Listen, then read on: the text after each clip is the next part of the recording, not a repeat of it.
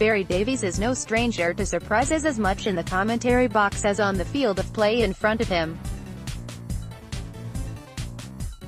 From being put on the spot by John McEnroe at a resignation announcement by William Hague, or the bald guy, as McEnroe referred to him, to being dazzled by a teenage Boris Becker, Davies has accrued a remarkable and varied career commentary reel. But this will be his last Wimbledon, 35 years after his first, and, while he can't quite bring himself to say retirement, he knows this might be the last time the British public hear his dulcet tones.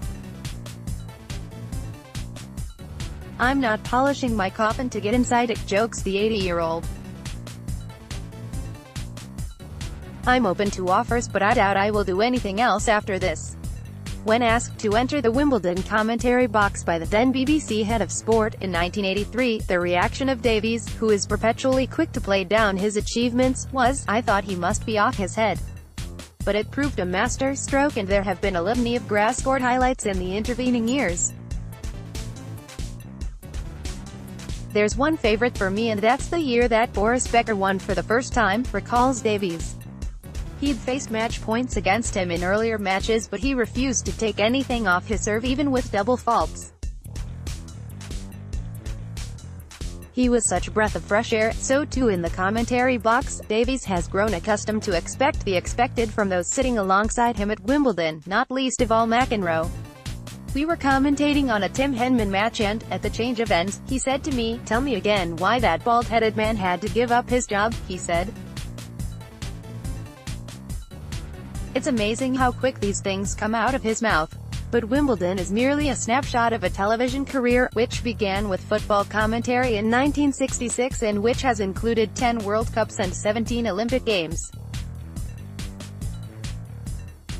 It is one that will be reflected tonight in a documentary on BBC One at 10:45. Barry Davies, the man, the voice, the legend.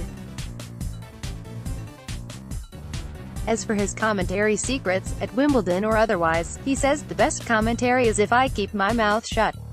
He points to Euro '96, his favorite tournament, the game against Holland, but best he has ever seen England play, by way of example. Handed over to long before kick-off by Day Linham, he remained quiet, allowing a chorus of footballs coming home to be heard over the airwaves. But such are the roller coaster of emotions in the matches, Wimbledon, football or otherwise, he has experienced. There are times he has come away from the microphone exhausted.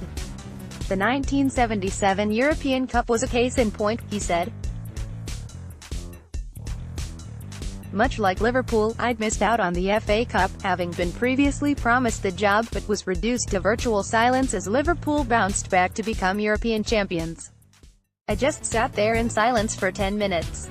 There will be cause for similar contemplation on his final day at Wimbledon for a career, to coin one of Davies' most oft-used words, which has been magnificent.